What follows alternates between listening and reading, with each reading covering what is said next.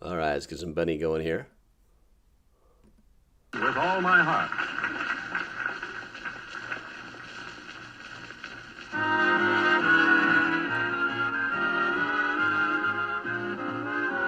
Let's go back to the beginning, okay?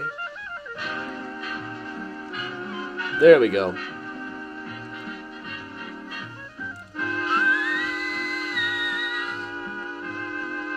We're on, right? Yeah, we're on. Hey, Karen. Hey, Marcia. Hey, Gladys. Evening, Marie. Hey, Lorena. Benny Goodman, ladies and gentlemen, the man with the torrid clarinet and the even more torrid band who purveys assorted Hey, Betsy. Hey, Martin. In the urban room of the Congress Hotel in Chicago. And first of all, one of Irving Berlin's greatest hits, Blue Skies. Got a chunk in here. Hey, Evelyn. Hey, Martin. Hey, Betsy. Mary. Hey, Timothy. Hey, everybody. Benny seems a little loud tonight. I'll turn it down. Hey, Jason in Texas. Evening, Timothy. Evening all around. Hey, Cindy in Detroit. I'm just in the way, as the French would say, Detroit. Still got this ear clogged up, I'm hearing very strangely. Hey, Amy. Evening, Kimberly and Chris.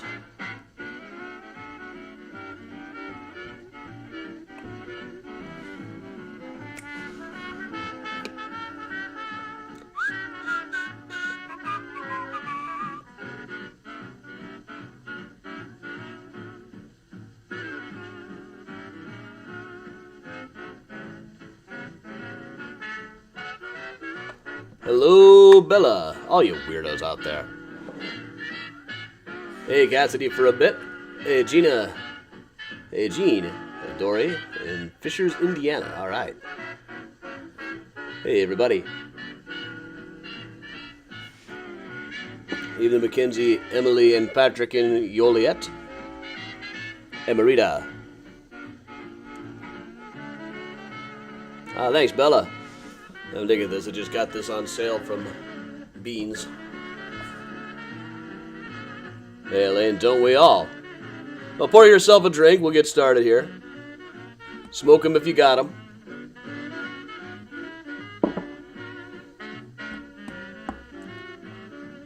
Of course, I don't mean cigarettes. That would be bad for you.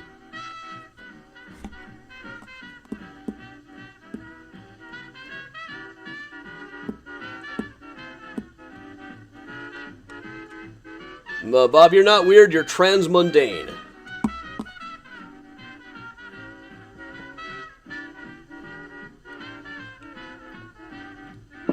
Maybe that one doesn't work as well as it 95. I don't know. Was it 95 or 96 that Smashing Pumpkins episode of The Simpsons came out? Must have been 96, yeah. Hey, Mom. Hey, Jim. Hey, Nanette. I was just thinking I gotta figure out where Miles is. Often this music will alert him.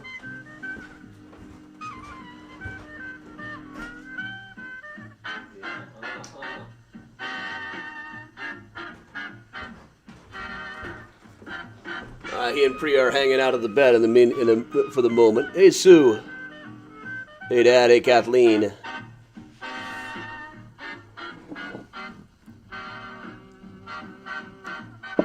Maybe we'll even see Lily tonight. Who knows? Hey, Scott.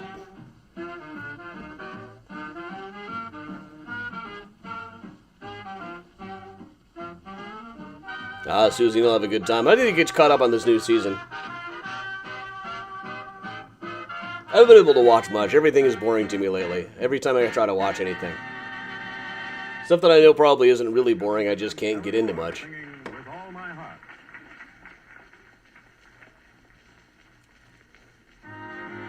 Welcome along, everybody. We got a new one tonight. I did this live about a year ago. Or part of it.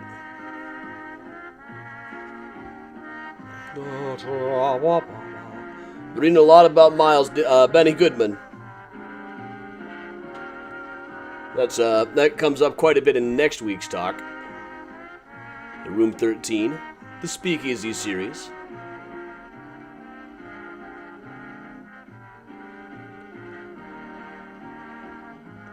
Hey, Juliet and Jessica. Patrick and Jessica. My head is all over the place lately. I'm switching back to my old medication starting tomorrow. Had my last regular allergy shot today. I don't feel like I'm cured.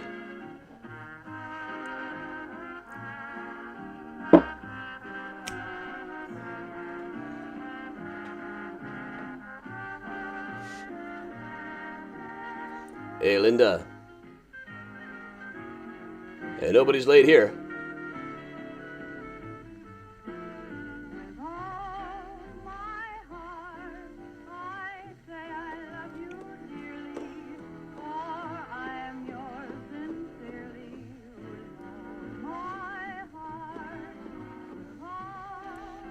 Hey, Aaron.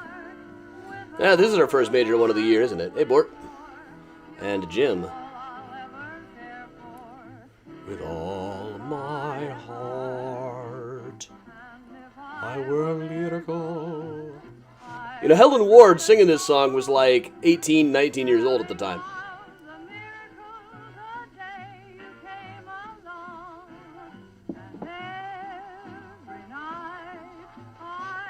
Patrick Clementi's going.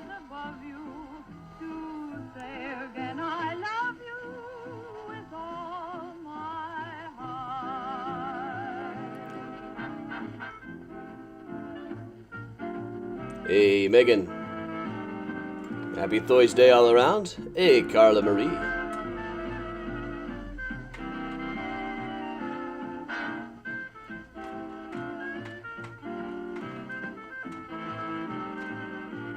Hey, Christy.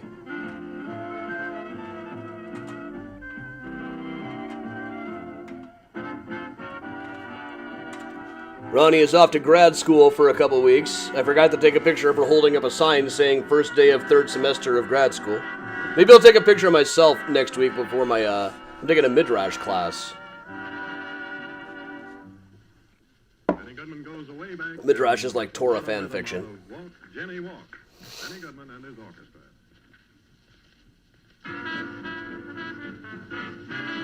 Hey, Gregory in Brooklyn. Octavia, yeah, we'll be packing in. I think room 13 is sold out next week, but you will be able to live stream if you don't have tickets. Me, I could just knock on the door and be like, do you know who I am? I've occasionally been known to do that there.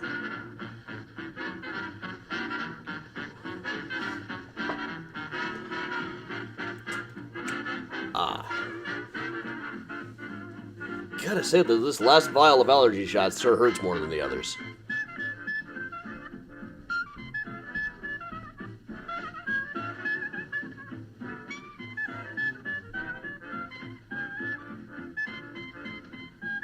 Oh, thanks, man. I just got this. First day wearing it. I'm digging the Fair Isle vibes these days. Karen Ronnie has several new wigs.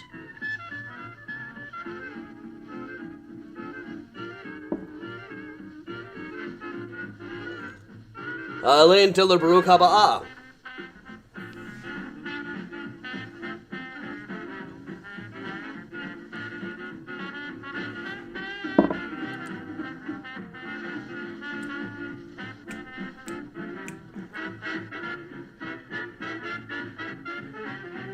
Hey, Judy. Hey, Grandma Bell.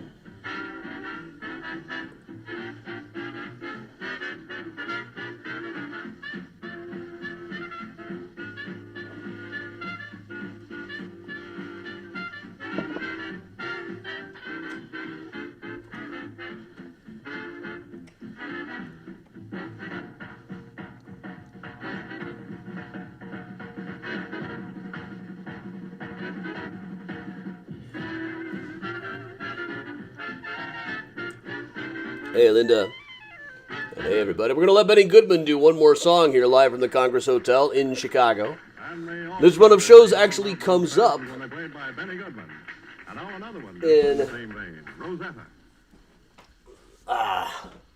the lecture next week. Here's Miles himself. So not only that, but also this fantastic picture of these State Street dives. Look at how cool she looks. That guy's totally up to something. She ain't falling for it. People in the back, another story. There's Miles. Miles, you have fulfilled your contract. We'll also take a look. This is a very long shot. Culled from a newspaper. I had to stitch this together. This one version of this, this thing didn't all fit at once on the microfilm screen. But this is State Street and Van Buren, 1901, which is a little bit later than what we're talking about today. But look how cool that is.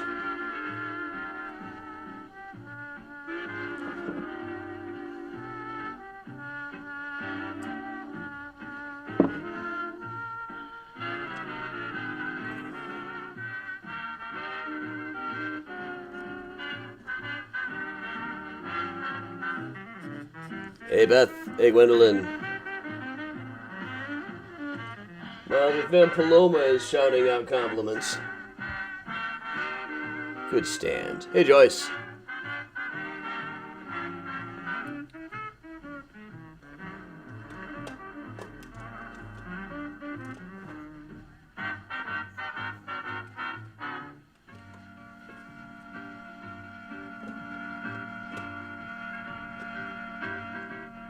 Hey, Jackie. Miles.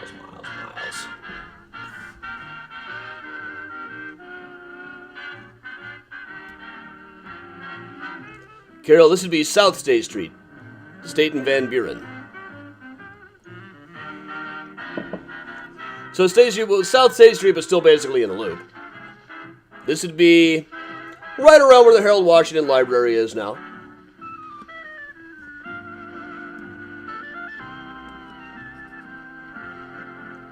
All right, that's Benny wrapping it up. Music by Benny Goodman is being presented from the Joseph Urban Room of the Congress Hotel in downtown Chicago.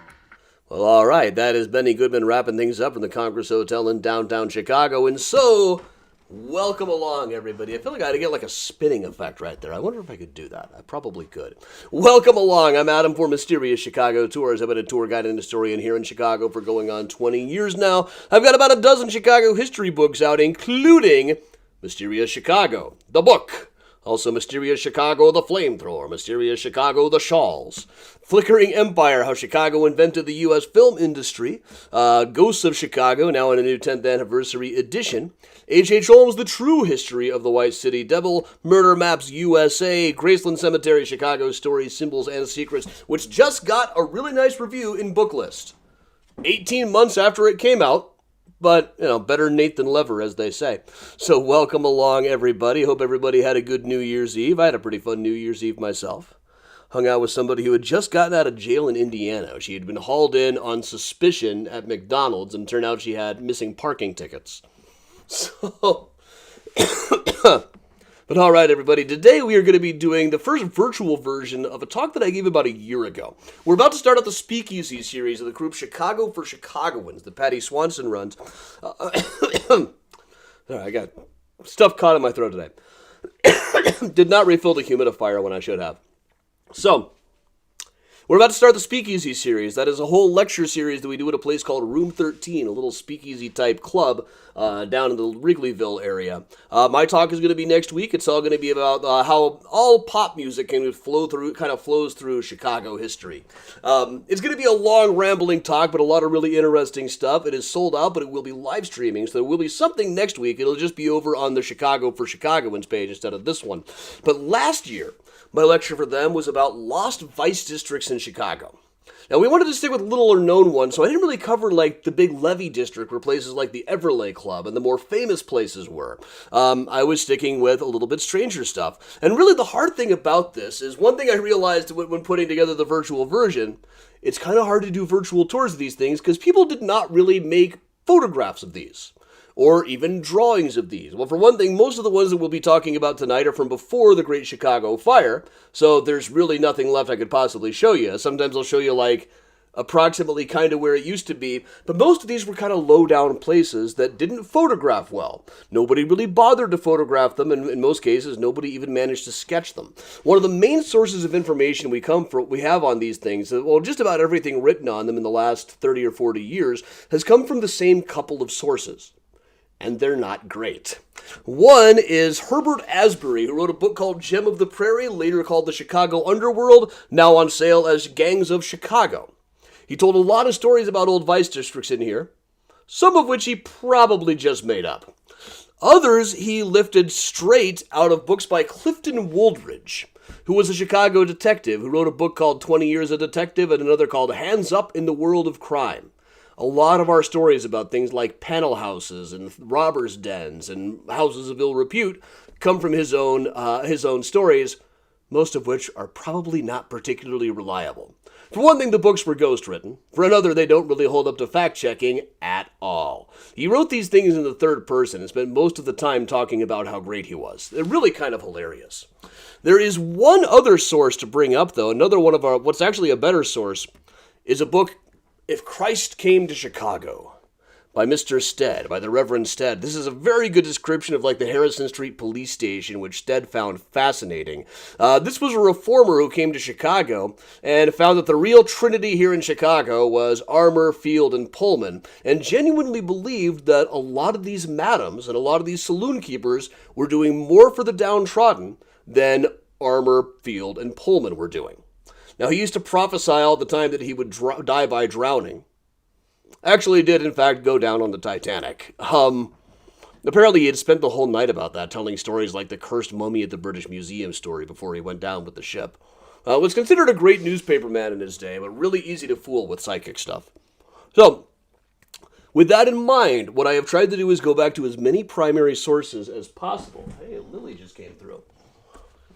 Many primary sources as possible, trying to find actual first-hand accounts of what these many, many neighborhoods were like, because there were so many of them. Just to go back for a second here, we'll just take a quick look at this map. So these are some lost vice districts. You see quite a few of them, especially towards the bottom here. Let me make this bigger. Like picture pages, only not. So we had some neighborhoods at various times here in Chicago called Joy's Alley, Ticklebelly Row, Conley's Patch, Perry's Patch. Under the Willow was a place, not a neighborhood. There were also places called the Dog's Nest, Heller's Hole, the Dewdrop Inn, the Sausage House. More than one place called Hell's Half Acre. Down around here you see Kerry Watson's establishment, plus the other Rotten Row, Cheyenne, the other Hell's Half Acre, a place just called the Hollow, a neighborhood called the Black Hole, there's Whiskey Row. And this particular picture, in fact, would be Whiskey Row. This is what it looked like inside Whiskey Row. Probably, I don't think many of them were quite as nice as this. But to start out with, we're going to go way back to the 1850s to cover Rotten Row. Now, Rotten Row is a neighborhood name that comes up quite a bit. There was also one in New York, in fact. But Rotten Row, just taking a look here. Now, if you walked from the hotel to the boat during Mystericon from either of our old hotels, you would have walked right by Rotten Row. This was a section of Clark Street between Taylor and 12th, which is now Roosevelt. Right about there. As I mentioned, Rotten Row is a neighborhood that's come up in other cities as well. In 18th century New York, there was a Rotten Row, which is exactly the place you would find John Coghill Knapp. This was a guy who had been banished from England, was barred from doing actual legal work in the colonies, but instead he was just offering legal advice for $1. Among many other things. He had these long, rambling ads. He basically invented the form of the daytime TV commercial for a sleazy lawyer. This guy was... He was a trip, man. He was like the Saul Goodman of the colonies. But if you want to know what we're looking at now, Rotten Row today looks like this. Of course it does. This is Clark and Roosevelt today, so Rotten Row would have proceeded all the way down that street, past those traffic lights and up towards the Loop. Now, this was described as a collection of doggeries, gambling hells, and bawdy houses situated on South Clark between 12th and Taylor, one of the worst holes in the city. For several nights past, no American has ventured to go upon that side of the street for fear of being knocked down and murdered by the Irish rowdies. Now, when they say American here, what they're talking about is members of the Know Nothing Party, the Native American Party. This was a thing after, in the 1850s, both of the major political parties, the Democrats and the Whigs, both kind of blew up over the slavery issue. The Know-Nothings were a group that wouldn't say what their platform was. It was just generally known that they were very anti-Catholic, very anti-immigrant, very anti-Freemason. For a brief period, the Chicago Tribune that wrote this description was kind of on their side. They kind of thought, they're also kind of abolitionists. Some of them are. But they didn't end up landing that way. For a while, they thought they could maybe align with the Know-Nothings. Very quickly, they decided absolutely not.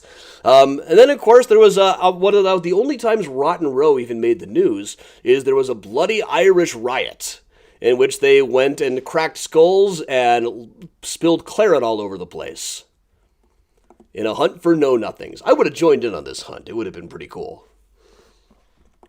Skulls cracked and mugs smashed. Great loss of claret. That's really about all that we know about Rotten Row.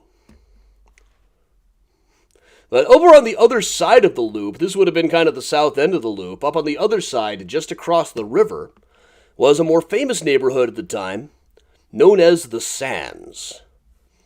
The Sands was described as a place neither savory to our senses nor ornamental to our morals. Decidedly the vilest and most dangerous place in Chicago, the resort and hiding place of all sorts of criminals, while the most wretched and degraded women and their miserable pimps congregate in large numbers. The most beastly sensuality and the darkest crimes have their homes in the Sands. Wow. In 1857, it was said, if a jolly green farmer ever got safe to this locality, in the elephant hunt, which rural gentlemen of his kidney believe the strawberries and cream of town life, why, there were harpies in the Sands that would attend to his case and reduce him to a very limp and battered specimen, torn, ragged, and bloody, and still too befuddled with rot-gut whiskey, tempered with laudanum, to summon sense enough to put in a word. And away he would go, much disgusted with elephant hunting. I love these references to elephant hunting. That's the term going to see the elephant is one that goes on quite a bit. Among Civil War soldiers, having seen the elephant was whether you had seen combat. In a large city context, in the context of people coming from small towns to go to the city, seeing the elephant was going to a brothel. Or finding a brothel, which apparently was a lot harder back then. Now, in 1856... during the Bloody Kansas affair, this was a thing where they had decided that Kansas was going to be able to vote on whether or not to be a slave state as they became admitted to the Union. So pro-slavery forces sent militias to make sure it became a slave state by any means necessary. People in Chicago organized other parties to fight to keep it a free state.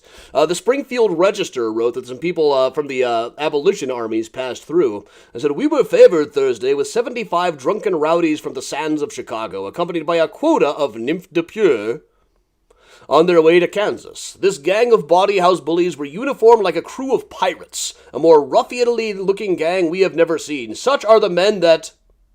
I'm leaving out the previous word, "with assistance, too, of men who disgrace the pulpit by calling themselves clergymen, come to shriek for freedom." Yeah. These Springfield newspapers were really, really conservative back then and really quite awful. But finally, what happened with the Sands is Mayor Ogden just bought all of the lots. William Ogden bought them. He had been the mayor, now he was not. But the current mayor, Long John Wentworth, just acted on his leases, went in overnight, made a quick speech, and just tore everything down. Talks about then made a quick speech talking about the need to drive all the billiard tables out of the city while he was at it. After the teardown, the newspaper wrote, "We hope the Sands will become the abode of the honest and industrious, and that efficient measures will be taken to prevent any other portion of the city from becoming the shade of another such gathering of vile and vicious persons." Let's take a quick look at what's on the Sands nowadays. Everybody knew that this was going to become the Magnificent Mile. We'll zip forward a bit. January of 1920, Al Chase of the Chicago Tribune published a huge editorial absolutely praising William Wrigley Jr. to the sky for his decision not to put his name on the building in giant letters like some dangerous maniac who was probably compensating for having a very small heart.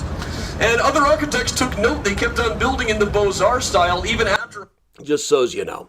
This is the 1857 newspaper artist. No, may we never have another abode of such vile and vicious persons.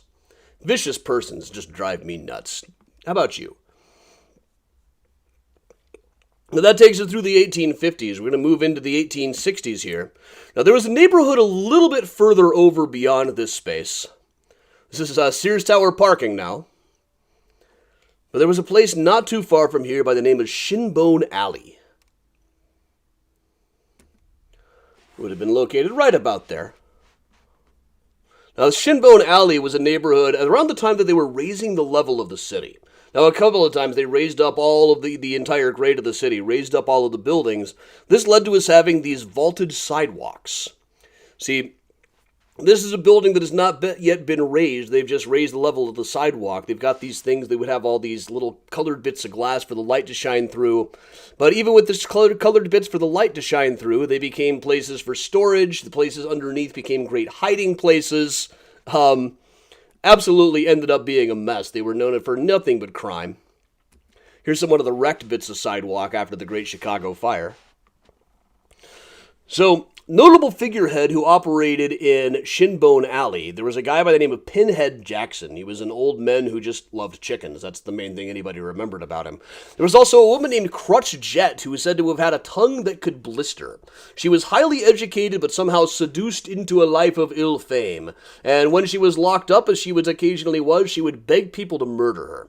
But then when a prisoner insulted her, she, quote, poured forth such a torrent of foulness as in all probability had never passed from between human lips before.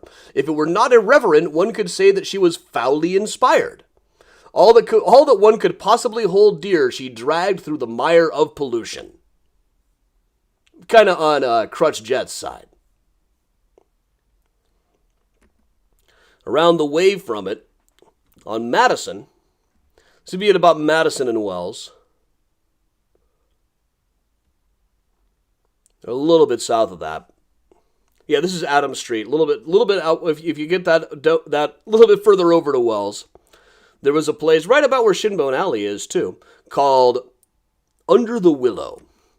This is not exactly what Under the Willow looked like. It's a drawing that goes around of a tavern that was similar to Under the Willow, owned by a guy named Roger Plant. Not to be confused with Robert Plant, though I always want to call him Robert Plant.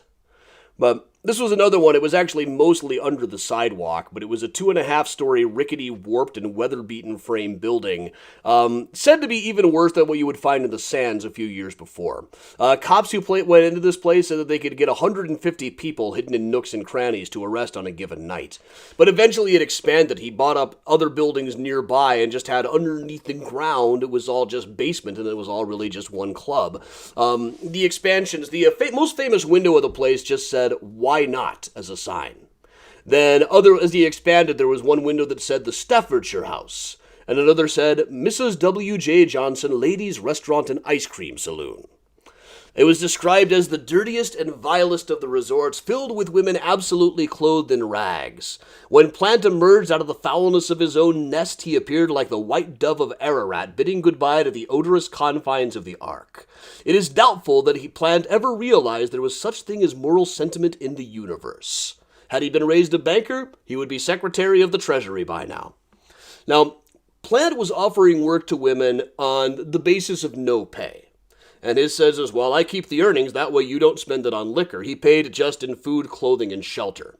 Eventually he decided he had made enough money. This is a very rare thing. He decided that once he had made $100,000, he would just quit, tore the whole place down himself, and went off to live like a rich man. Not a lot of people actually do that. We're going to move over to Clark Street now. There's been several different things at Clark Street, and this is a little off Clark. We're going to make the turn here in a second. A little section of Chicago in the Loop that tends to get written into movies quite a bit. This has got that old vibe. This is a very early version of modernism here. this particular building. And Harry Weiss's jail design across the street. As we turn, we're coming to a place that has been many things over the years. It would eventually be Hinky Dink Kenna's Working Man's Exchange. But as of 1868, this would have been about the location of Annie Stewart's place. Right around Clark and Polk, Annie Stewart was a madam who had a place at 441 South Clark. Got into a fight with a constable one time and shot him, but only after he tried to choke her, swore to kill her, and called her something horrible. A most opprobrious epithet, it was called in the papers. So she had managed to get off of the hook. Among the others who were around this area and would occasionally fight with Gentle Annie was a woman by the name of Molly Holbrook, who strangely we actually have a photograph of. That's very unusual with these things. She got into a big fight with Gentle Annie one time. The cops took Molly's side. Next day they came and Molly was lying sick in bed, and the cops shouted, "I'll give you 10 minutes to get your things on or I'll drag you into the streets naked." The Tribune said, "This showed unmistakably that certain members of the police force behaved with unnecessary cruelty and violence in discharge of their duties." In 1870, that was hardly news. But Molly Holbrook was brought in several times, was known even into the 1880s as one of the biggest thieves of the country. That's why we actually have a photograph of her. Her husband, Buck, was a character in these neighborhoods for a long time. He was eventually shot trying to escape from a small-town jail.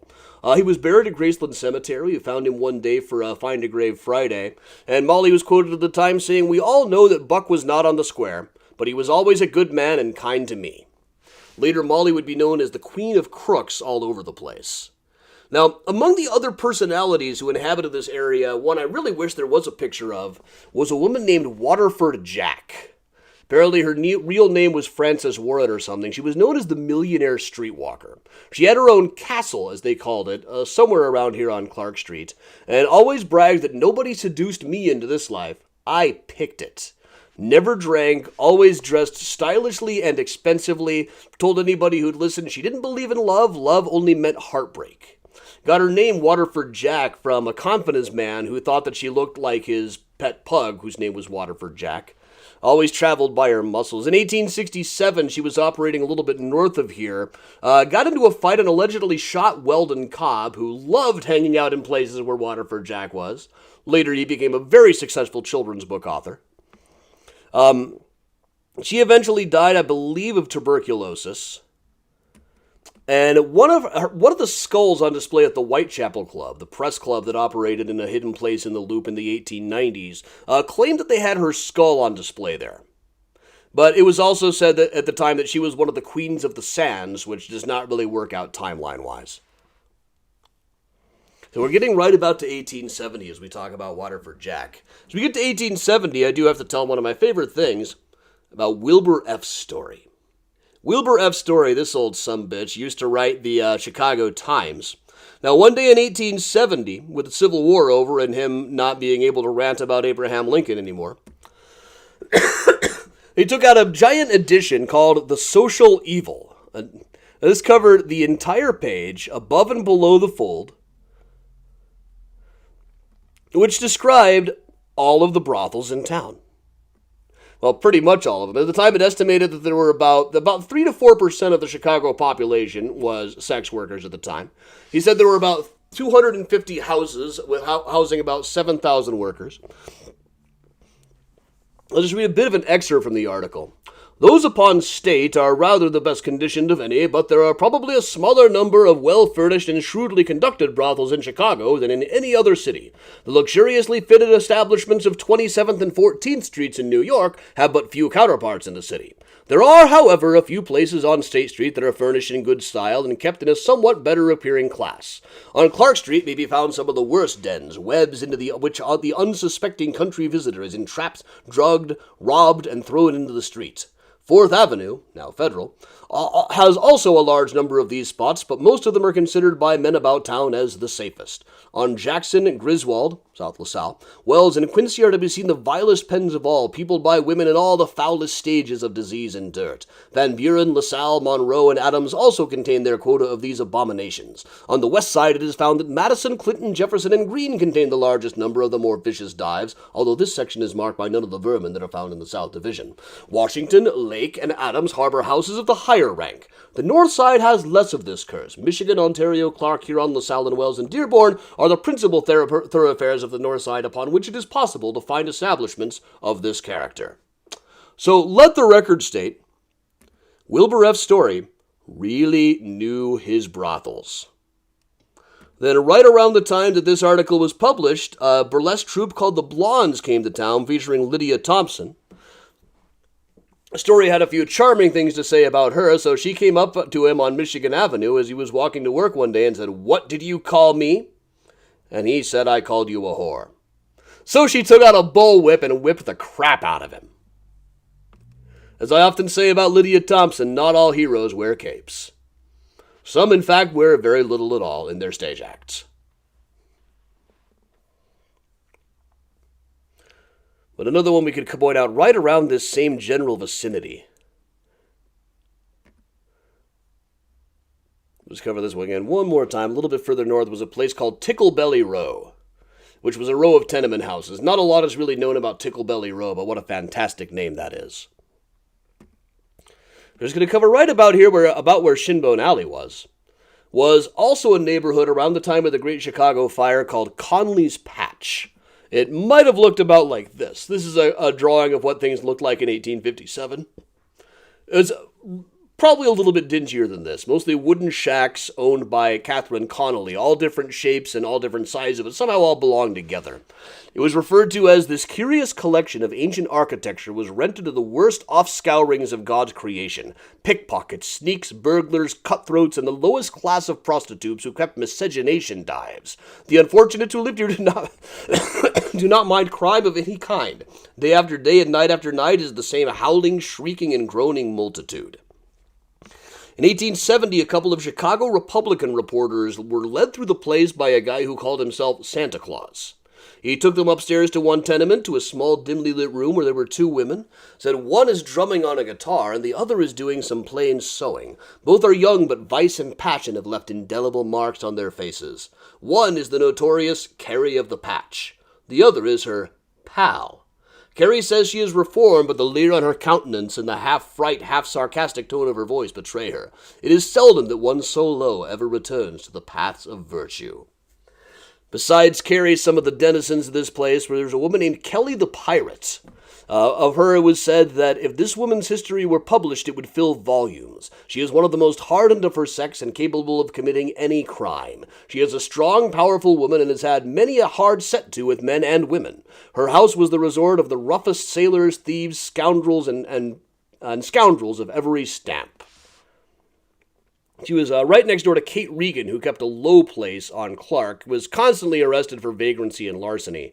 Lost her place eventually. There was a woman named Jenny Riley, who was a rival of Kelly the Pirate. A woman named Bridget Smith, who was said to be totally depraved and arrested for drunkenness regularly. And also a woman named Lib Woods, who was called the worst of the worst. Said that there is... when she died in 1870, it was said there is probably not a soul in the world who will be sorry. She was old enough to be a landmark and had never known to lie to a judge. Circa 1859, she was said to be known as a woman of wealth and beauty with satin and jewels grand at her command. But then she fell for Bill Meadows, who was like Sykes to her Nancy. He was suspected of murdering people, but her only intervention was stopping him from confessing on his deathbed in 1861. She went to work for Roger Plant at Under the Willow for a while, got scarred by smallpox, gradually sank down to the lowest of the low. The Chicago Daily Mail said Lib, with all her failings, had many good traits of character. And who shall say that by the by, when the grand record is written, the poor, degraded, miserable Lib Woods will not stand as high as some of the rich rascals who dress in fine linens and sit on cushioned seats in elegant churches. Exactly the kind of stuff Stead was talking about later on. There were lots of other places nearby here. There was the Dewdrop Inn, the Grasshopper, the Sausage House, the Dog's Nest, which the Chicago Republican said they could not describe without offending modesty. And there was a place called Heller's Hole right next door, which was filled with roughs and women of bad repute who insulted people as they walked by going to church. Down in the alley was Napoleon's Place, down below the sidewalk, run by a middle-aged guy who dressed like Napoleon. It was always full of card players who were just waiting for somebody they can rob. Vile, too low to mention. Then Joy's Alley nearby, there was a woman named Roxana Brooks, who is said to be the vilest of all wretches that infest the city. There is not a viler or more notorious woman in the city than she, shunned by even her former vile associates. Even thieves now forsake her den. She was on her deathbed in 1870. Now, when the Great Chicago Fire started, it was on the other side of the river from all this. All of this stuff would have been right in the loop. But Conley's Patch was generally agreed to be where the fire first caught when it hopped over the river. These were ramshackle wooden shacks. They were flammable as all get out. We couldn't say that it's because of these shacks that the fire started. It would have started pretty much anywhere. But Conley's Patch definitely did not help. So that brings us right up through the time of the Great Chicago Fire. Other side of that, 1873, if you were to proceed a little further down LaSalle, just past the Board of Trade building, which didn't stand there in 1873, of course, but there was a place called, circa 1872, just very briefly, called Hell's Half Acre. In 1873, the Chicago Mail said that it was an unsavory spot where sewage, oozing from the disgusted soil, and worms, bugs, and vermin glittering under the unmindful sunlight in the cracks of the old tumble-down houses, and cobwebs woven thick enough to catch the devil himself, and hold him there, too. This was the habitation for as reckless a lot of human beings, uniformly greasy and dirty, as ever were born or grew in by mistake. The indescribable gang spent their days in winking at withered hags who stuck their filthy heads through the broken windows and spoke vile jests. They played cards with unwashed fingers and did a host of other disagreeable things. Now, this was written in 1873. It had been there about 6 months before, but by 1873, this was already gone. The city was in the process of rebuilding after the Great Chicago Fire at that point, and some of these shacks just didn't last. We'll move a little bit west of here, though. A little bit west, near Madison and Halstead, were a few places in the 1870s called the Dolly Varden Bagnios. Dolly Varden meant that they were colorful. It was named after a character in Barnaby Rudge, the last Dickens book most Dickens fans read. There was one of the places called the Athenaeum, which was said to be a low dive where dancing girls exhibit their sawdust extremities and draw together about as hard a lot of dyed mustaches as the town can boast. Wilbur F. Story said that these were three of the vilest, disreputable bagnios in the city, where the girls are kept by miserable old men. He didn't use the word men. He used a word that probably wouldn't even have been meant in its modern sense, starting with F. As of 1888, the number 88, just south of Madison, was said to be the home of Waterford Jack in 1872. So gradually moving further west, I suppose. And right around there, Confidence Dave, the guy who gave her the name, bit off the ear of some guy named George Boyd, or maybe George Boyd bit his ear off. Reports kind of differ. We're going to move back onto Clark Street now. We've already seen this. We'll zip along a little bit here. Hello to anybody just joining us. We have made it as far as the 1860s. Now, eventually, here at 441 Clark, at Clark and Polk, there was a woman named Madame Louisa Harper, who was sometimes said to have had the fanciest place in town. From the sounds of it, it sounds like it was kind of faux rich. It was just very gaudy. There was pianos and gaudy touches, possibly embellished by Herbert Asbury. Everything about her written since has just been parroting Herbert Asbury stuff. But in 1865, police got word that some bank robbers from Ohio were in town. Let a guy out of jail to lure them to a party at Louisa Harper's place. So the cops themselves came to kind of spy on the place, got super drunk, and danced on the piano till it broke, smashed up all the furniture, ended up in really big trouble. Now, one of the inmates who worked at the place, who appeared as a witness later, was a young woman named Carrie Watson. Now, she vouched for the detectives. It was good to stay on their good side because she was planning to open up her own place. 1868, she was called in another police trial. When called, she said, "My name is Carrie Watson. I keep a house of prostitution." Now, she had been on wells at the time, but eventually she took over the place on South Clark Street. And it became maybe the best known of the brothels of the era up through the 1890s. Kind of set the standard for what would eventually be like the Everleigh Club Now, it wasn't a huge place, but it was fancy. It had 2 very nice pianos. There were very well fit up parlors. She had the second nicest horses in town. 2 carriages that cost 10 times what Marshall Field was said to have paid for his carriages. Often noted in newspaper reports for wearing a ton of jewelry. Rumor had it that there was no sign on the door, just a parrot that would say, Carrie Watson, come in, gentlemen. Even Herbert Asbury wasn't quite sure he believed that. She comes up in the press really quite a bit. Here she is buying the place from Louisa Harper. And also, after a big yellow fever epidemic, there was a publication that listed all the biggest contributors to a yellow fever relief. Among those, down at the bottom of the list here, right below Potter Palmer, Miss Carrie Watson. One of the largest individual donors. Now, William T. Stead said, "Who would have guessed that Carrie Watson had 4 times the personality of a bank president?" I think pretty much anybody would have probably guessed that Carrie Watson had more personality than a bank president.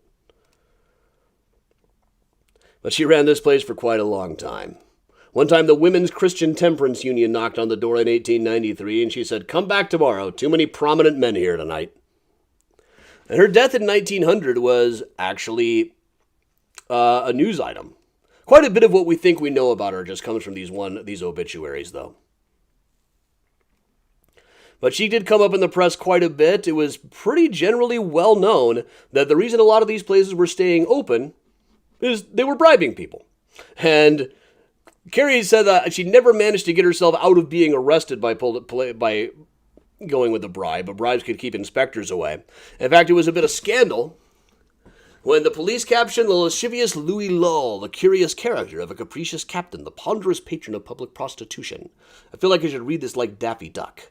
The lascivious Louis Lull. I can't do it. A wicked watchman, a watch chain, and a chain of evidence. You can see on the side here, this is actually from a German paper. But got a little bit happy with the alliteration when reporting on the story that Captain Louis Lull was allowing a lot of these places to stay open in exchange for store credit. Mr. Stead always said that the police officers get their women for cheap.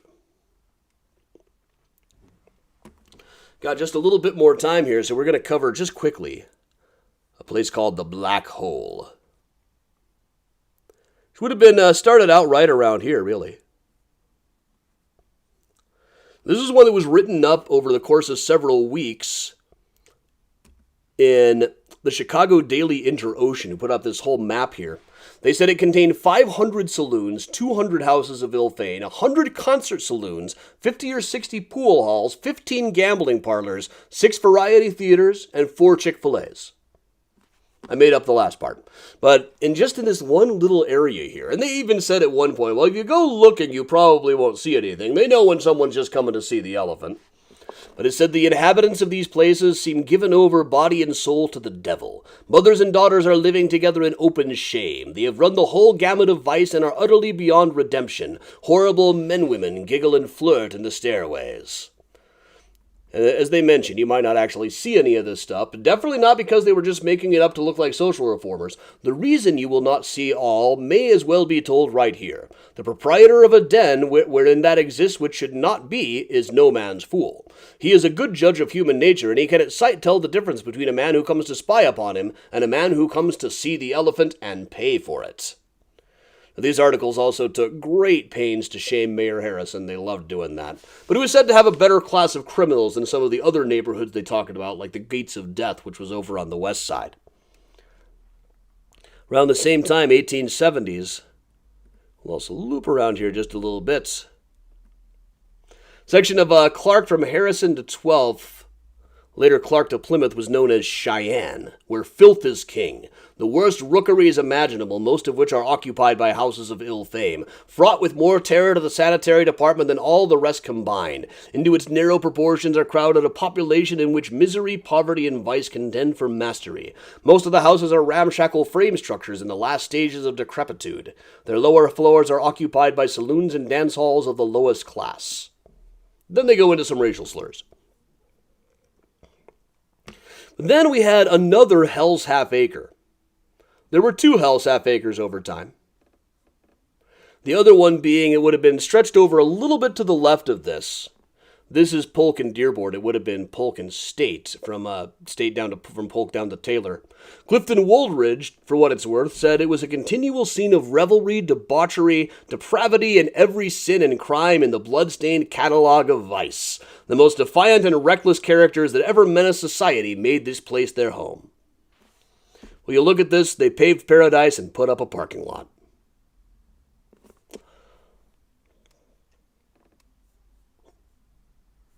Literally. We'll also cover just briefly, we ought to cover Custom House Place a bit. You can see the Monadnock building here. This is Federal Avenue, once known as 4th Avenue. Custom House Place was a long ramshackle place. A long list of places like a long list of what they said was in the black hole. But among those, of course, was the sporting houses. The sporting house directory said that these were the French houses. And also said everyone knows what a French house is, just as everyone knows where the shamrock grows. Blowjob houses.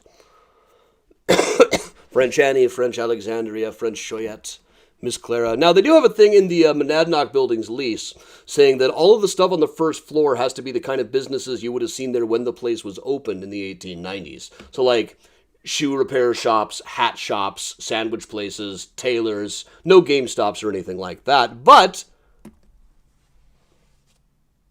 this would probably fit in the lease. Right? All right. Well, all right, everybody. Those are some of the old lost vice districts of old Chicago. Next week, we will be operating over on the Chicago for Chicagoans page at 7 o'clock. I'll be talking about how all great pop music flows through Chicago.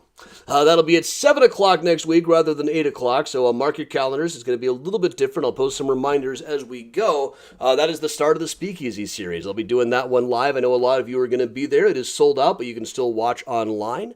And with that, everybody, I will put the Benny Goodman back on, and we will just hang out. I am kind of roasting in here right now. Thanks, everybody.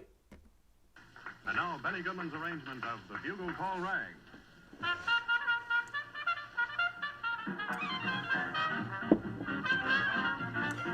Bella, we could probably have a sing-along. We'll work our way up to Shel Silverstein eventually. And we can all sing My Curse Will Follow Thee. Or some Chess Records numbers.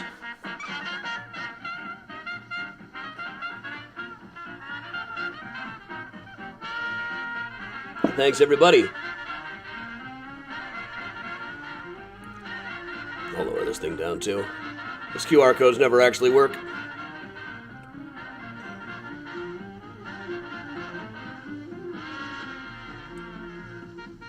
Yeah, big wait list for next week, I understand.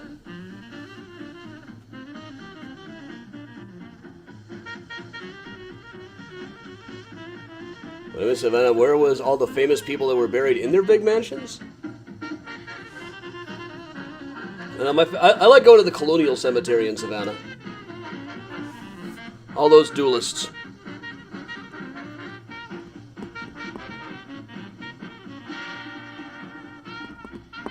Marita, I am having some Buffalo Trace this evening. Now, there have been a number of neighborhoods called Hell's Half Acre across the country. Not just the 2 in Chicago, of course.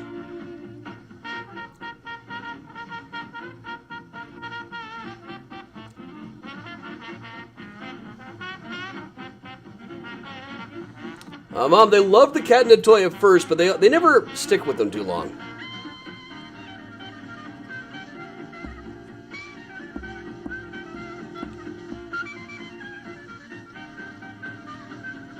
I always need to open the window in this place. Oi.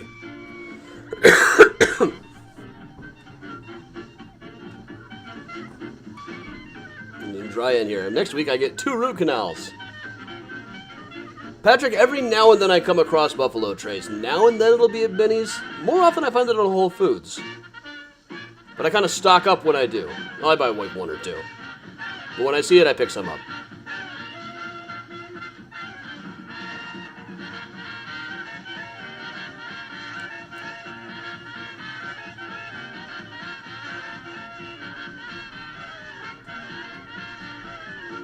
Lily has been chasing the cat toy around a lot.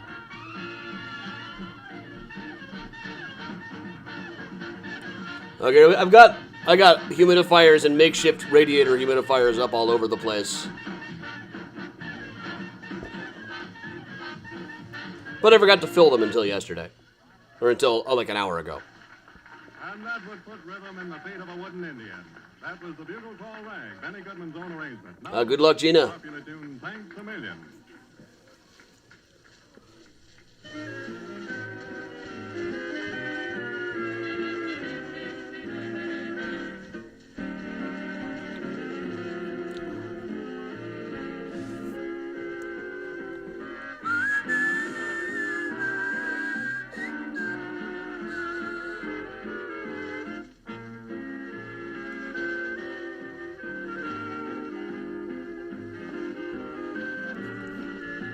The magic toy in question, hang on.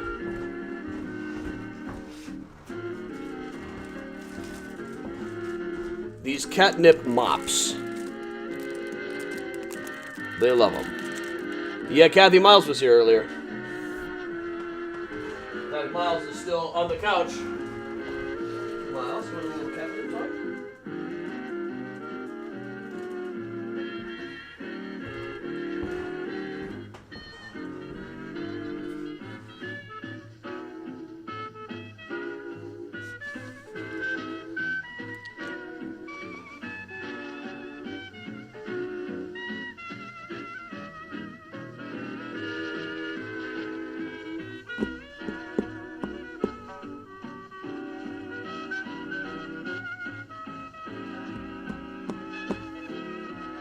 I see you, Rob.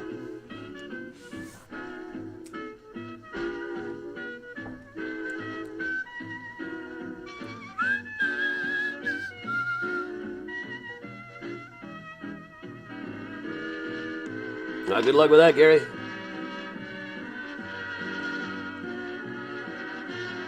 There's a lot of ghost tours in Savannah. Oh, there's great ghost tours in Savannah. Great fishing up north. I watched the last season of Letterkenny the last couple of days. Episode 4 opens with this selling a car wordplay scene that's like, it does Yiddish theater proud, honestly. Utterly hilarious wordplay.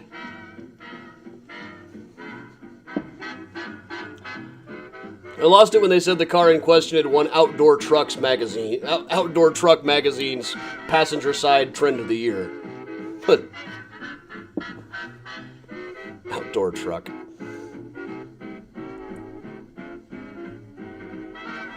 Patrick, my personal favorite bourbon is one of the single barrels from Jepson's Bourbon.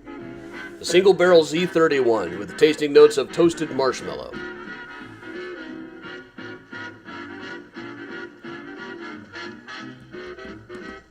Yeah, the final season of Letterkenny was the best they've had in a while, I thought. In particular, the car selling scene in the Sundarts video, which was ingenious.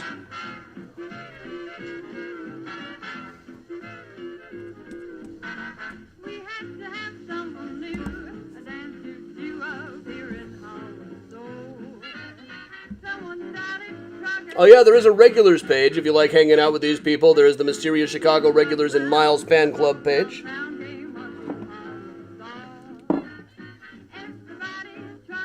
Truckin'.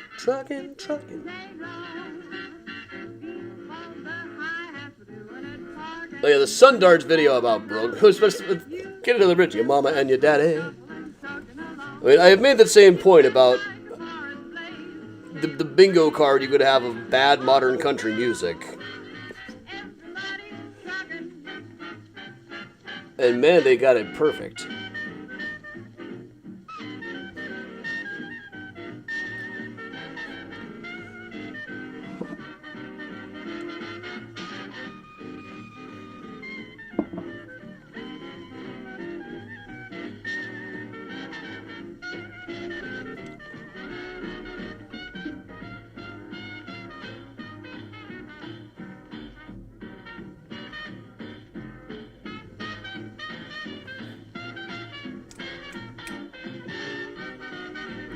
Thank you, Patrick. Were the vaudeville shows in the same neighborhoods you mentioned tonight? Somewhat. There was vaudeville in the area. There's also vaudeville in the nice places, too. On the Alamo.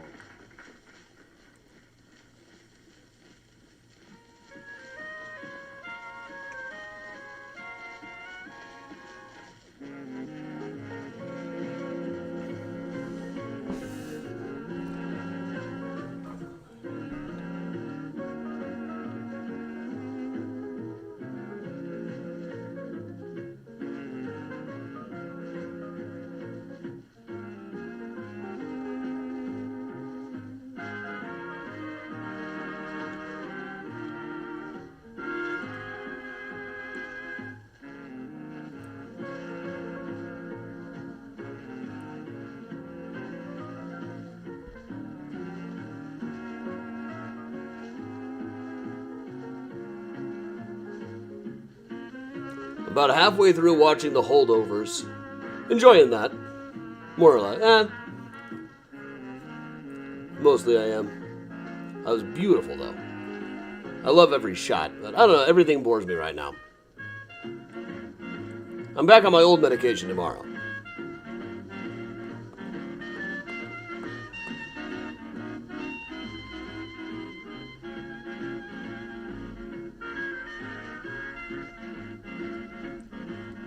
Thank you, Linda.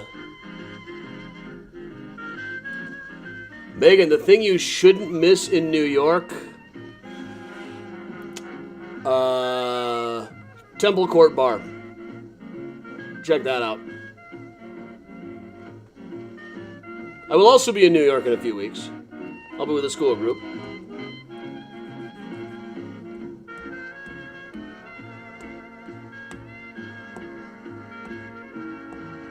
Well, thanks everybody for joining me. I'm going to be heading out myself. I let it get way too hot in this place. So thanks a lot for joining me, everybody. We'll be back tomorrow morning with Find a Grave Friday at 10 o'clock. And I will see you all in the morning. And until then, stay safe, stay strong, and stay spooky.